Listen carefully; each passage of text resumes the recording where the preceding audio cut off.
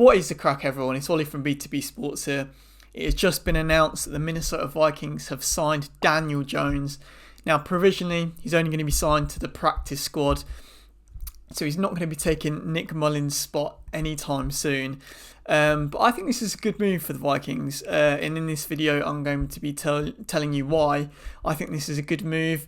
And yeah, it just proves that Kevin O'Connell has a bit of a pull in the NFL for being a QB whisperer, and QBs in the league that might be struggling want to play for him. But before I jump into my reasons why I think this is a good signing for the Vikings, I'd really appreciate it if you could whack the like button on this video, give my channel a subscription, it means the world.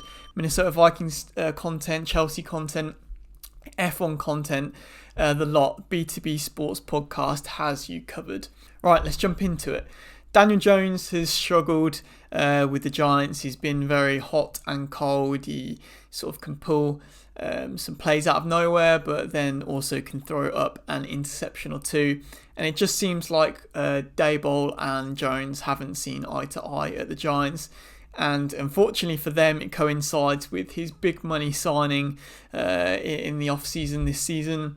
As an organisation, the Giants have completely failed their fans and also their players, giving away Saquon Barkley in the off-season to the Eagles, paying the big money to Daniel Jones, and then that not working out either. You've got Malik Neighbors already being the diva wide receiver one in his rookie year, and yeah, it's getting pretty ugly in the Giants camp, to the point where Daniel Jones was actually playing safety in their practice squad sort of sessions. Not where you want a former QB1 playoff winner, of course, against the Vikings, to be playing.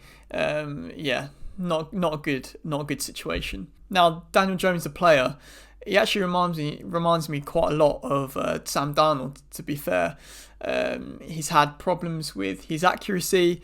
He can use his legs in and around the pocket to escape some pressure, and Darnold has really come on this season under the sort of leadership of Kevin O'Connell, and he's toned down his interceptions in recent games, and he's looked a lot more accurate, calm and composed in the pocket, and I can really see him developing those skills in Daniel Jones too. Now, going forward for the rest of the season, we know Sam Darnold is that guy.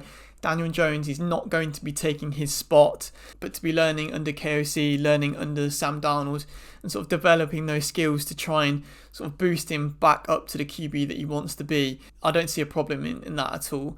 It's a no-risk move for the Vikings. We're paying little to no money. I think the Giants are covering the large majority of his salary. And also it provides good backup if Sam Darnold were to go down in the latter end of the season or in the playoffs.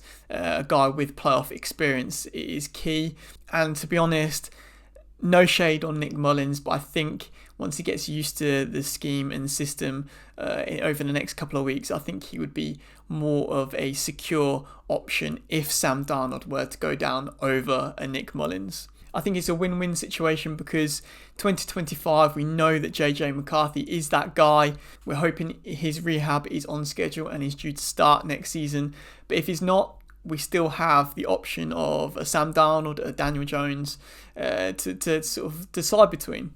Realistically, I think that Sam Darnold is going to get the bag this offseason. I think he's done more than enough to secure a position elsewhere in the league. And then would the Vikings be tempted to keep Daniel Jones on for another season to sit behind JJ McCarthy, or start next season if JJ McCarthy isn't quite ready? The options are there. I also think it's a massive positive and a sign that QBs want to play for Kevin O'Connell. They've seen the work he's done with Sam Darnold. They've seen the work he's done with Josh Dobbs last season, and they want to play for him. They want to learn under him. They want to develop under him, and I think that's just a testament to Kevin O'Connell himself as a head coach.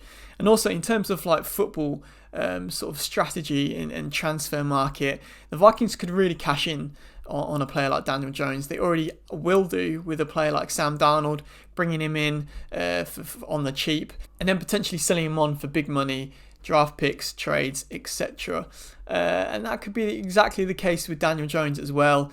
let him sit, let him develop under KOC, sort of rebrand himself, if you will. And when that perfect opportunity comes back up for Daniel Jones, and then we'll be there to cash in. With all banter aside, Daniel Jones doesn't deserve to be playing safety in a practice squad. He deserves to be playing QB1 or if not QB2 level, and hopefully this is the first step towards that. And hopefully he realises how good of an organisation he's landed himself in. I think he had the choice of a few options, to be fair, and I think that's also a testament to the Vikings and how they've handled business over recent years. And then what's the worst that could happen? He doesn't develop, he doesn't suit the organisation, and then we part ways with him at the end of the season.